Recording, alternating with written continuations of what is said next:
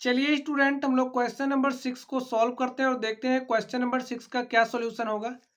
तो देखिए इसमें क्वेश्चन क्या कह रहा है, दवा का एक कैप्सूल एक बेलन के आकार का है। तो आप लोग समझिए, हमारे पास कोई दवा का एक कैप्सूल है और ये जो कैप्सूल है कैसा है, एक बेलन के आकार का है, जिसके दोनों सिरों पर एक एक अर्धगोला लगा हुआ है। समझिए, हमारे पास एक कैप्सूल है और ये जो कैप्सूल है किस तरीके का है, एक बेलन के आकार का है कुछ इस तरीके से, और इसके जो दोनों सिरे हैं, दोनों सिरों पर क्या है, एक एक अर्धगोला लगा हुआ है। ठीक है, कुछ इस तरीके से एक अर्धगोला लगा हुआ है, कुछ इस तरीके से एक क्या लगा हुआ, अर्धगोला लगा हुआ है। इस तरीके से अर्धगोला लगा हुआ है। यहाँ पे हमें आकृति दी गई है। ठीक स्टूडेंट, पूरे कैप्सूल की लंबाई 14 mm है। तो यहाँ से यहाँ तक की ये जो लंबाई है वो कितना है, 14 mm की कैप्सूल है। ठीक है, 14 mm है। कह रहा उसका व्यास 5 mm है। अगर हम लोग इसके व्यास की बात करें तो इसका व्यास समझिए क्या है, हमारा ए है, यही तो व्यास होगा। देखिए ए क्या है, ए व्यास है। ए व्यास कितना है, 5 mm, समझिए इतना। ठीक है, इतना कितना है, 5 mm है। इसका पृष्ठीय क्षेत्रफल ज्ञात कीजिए। यहाँ पर ये जो कैप्सूल आप देख रहे हो, हमें इसका पृष्ठीय क्षेत्रफल निकालना है। तो चलिए स्टूडेंट, हमें जो जो डेटा दिया है हम लोग लिख लेते हैं। तो हमें क्या दिया हुआ है, कैप्सूल की लंबाई लिख लीजिए। कैप्सूल की लंबाई इज इक्वल दिया है 14 mm के। कितना दिया है, 14 mm के। और उसका व्यास, और व्यास क्या दिया है,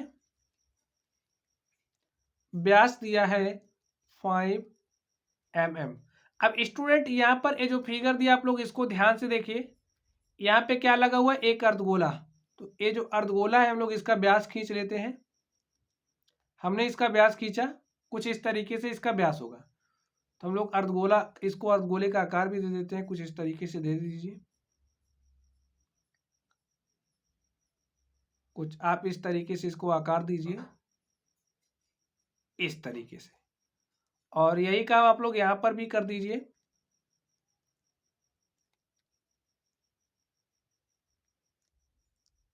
अब स्टूडेंट आप लोग यहाँ पर ध्यान से समझिए, अगर हम लोग सिर्फ और सिर्फ बेलनाकार भाग की बात करें, यहाँ पर देखिए यही हमारा बेलनाकार भाग है, यही वाला। और अगर हम लोग बेलनाकार भाग की बात करें तो बेलनाकार भाग की लंबाई क्या हो जाएगी, लिखिए बेलनाकार भाग की लंबाई। बताइए स्टूडेंट क्या हो जाएगी बेलनाकार भाग की लंबाई। देखिए पूरे कैप्सूल की जो लंबाई है वो 14 mm है। कितना है, 14 mm है, 14 mm है। अब यहाँ पे ये जो व्यास है वो कितना है, 5 mm है। तो अगर हम लोग यहाँ पे ये जो अर्धगोला लगा हुआ है इसके त्रिज्या की बात करें तो इसकी त्रिज्या क्या हो जाएगी, 5/2 लिख लीजिए। अर्धगोले की त्रिज्या क्या हो जाएगी, अर्धगोले की त्रिज्या हमारी हो जाएगी 7/2। और स्टूडेंट यहाँ पे ये जो बेलन है इस बेलन की भी त्रिज्या हमारी 7/2 हो जाएगी। कितनी हो जाएगी, 7/2। दोनों त्रिज्याएं बराबर हैं, इसलिए हम लोग इसको भी आर ले लेते हैं। ये भी हमारी क्या हो जाएगी, 7/2। दोनों बराबर है, 5/2 होगा। ठीक स्टूडेंट, देखिए यहां से क्या हो जाएगा, 5/2।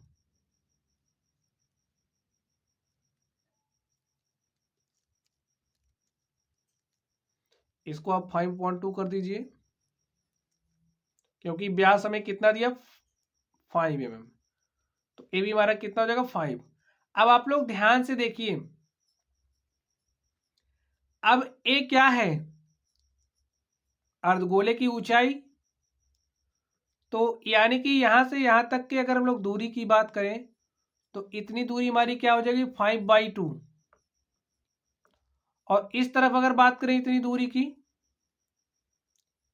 इतनी दूरी हमारी हो जाएगी 5/2।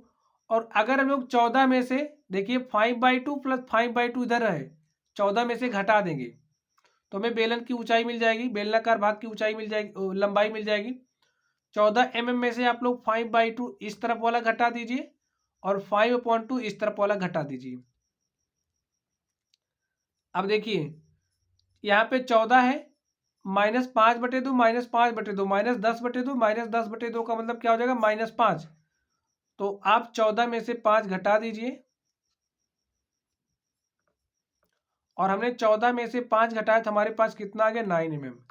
यहाँ पर ये जो बेलनाकार भाग है, इस बेलनाकार भाग की लंबाई क्या है 9 mm।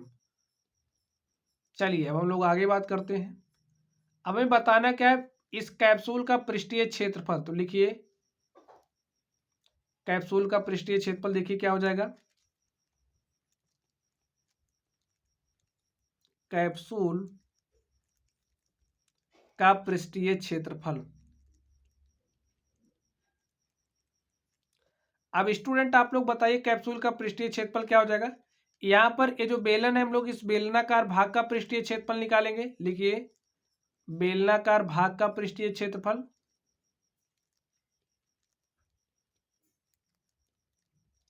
का पृष्ठीय क्षेत्रफल। और हमारे पास दो अर्धगोले हैं दोनों किनारों पर, दोनों एक जैसे हैं, तो 2 गुणे अर्धगोले की त्रिज्या, ठीक, अर्धगोले का पृष्ठीय क्षेत्रफल, अर्धगोले का पृष्ठीय क्षेत्रफल। ठीक स्टूडेंट, अब बेलनाकार भाग का पृष्ठीय क्षेत्रफल क्या हो जाएगा, बेलन का पृष्ठीय क्षेत्रफल क्या होता है 2πr h हमारा बेलन का पृष्ठीय क्षेत्रफल होता है। और यहां पर आप लोग देखिए फॉर्मूला हमारा है 2 गुणे अर्धगोले का पृष्ठीय क्षेत्रफल क्या होता है 2πr²। यही हो जाएगा स्टूडेंट। अब आप लोग ध्यान से देखिए यहां पर हमारे पास 2πr है, यहां पर भी हमारे पास 2πr है, तो हमने 2πr क्या किया कॉमन कर लिया, 2πr हमारा कॉमन हो गया। तो यहां पर क्या बचा h, तो यहां पर हमने h लिख लिया, प्लस देखिए यहां पर क्या बचा 2 और यहां से r, तो हमारे पास क्या बचा 2r। अब स्टूडेंट आप लोग ध्यान से देखिए ये जो हमारा बेलन है ये कुछ इस तरीके से है, इसको हम लोग सीधा कर देते हैं, हमने इस तरीके से कर दिया। तो यहां पर ये जो 9 mm है वो क्या है, यहां पे ये जो लंबाई है वो ऊंचाई हो जाएगी, लंबाई हमारी ऊंचाई हो जाएगी। हमारा जो L है वो बराबर किसके हो जाएगा h के। तो यहां पर वैल्यू रख दीजिए, क्यों हो जाएगा देखिए इसको जब हम सीधा करेंगे तो ये जो हमारी लंबाई है यही हमारी ऊंचाई हो जाएगी। तो यहां पर आप लोग वैल्यू रख दीजिए 2 इंटू में पाई का वैल्यू क्या रखना है 22/7, आर का वैल्यू क्या रखना है, यहां से आप लोग देखिए अब आर हमारी कितनी है 5/2, तो यहां पर हमने 5/2 राइट किया। एच का वैल्यू क्या रखना है, देखिए एच हमारी बराबर हो जाएगी लंबाई के, आप इसको एच ही ले लीजिए, लंबाई को हम यहाँ पे एच ले रहे हैं। तो यहाँ पे एच का वैल्यू क्या है 9 प्लस 2 इंटू में आर, और आर की वैल्यू क्या है 5/2। अब आप लोग ध्यान से देखिए ए इससे हमारा कैंसिल हो जाएगा, और यहाँ पर देखिए ए 2 इस 2 से कैंसिल हो जाएगा, और 22 गुणे 5 करेंगे तो 110 हो जाएगा। यहाँ पर हमने 110 लिखा बटे में 7 इंटू में देखिए क्या हो जाएगा, यहाँ से 9 यहाँ से 5, 9 5 कितना हो जाएगा 14, इसको काट दीजिए क्या हो गया 7 दूनी 14, और यहाँ पर बचा क्या 110 गुणे में 2 बराबर कितना हो जाएगा 220, और क्या एम है हमारे पास, तो mm² हो जाएगा, क्या हो जाएगा mm²। तो स्टूडेंट यही क्या हो गया, जो कैप्सूल है कैप्सूल का पृष्ठीय जो क्षेत्रफल हमें निकालना है तो कैप्सूल का पृष्ठीय क्षेत्रफल हमारे पास आ चुका है 220 mm²। यही हमारा आंसर हो गया। तो चलिए स्टूडेंट, आप लोग पढ़ते रहिए। Thank you.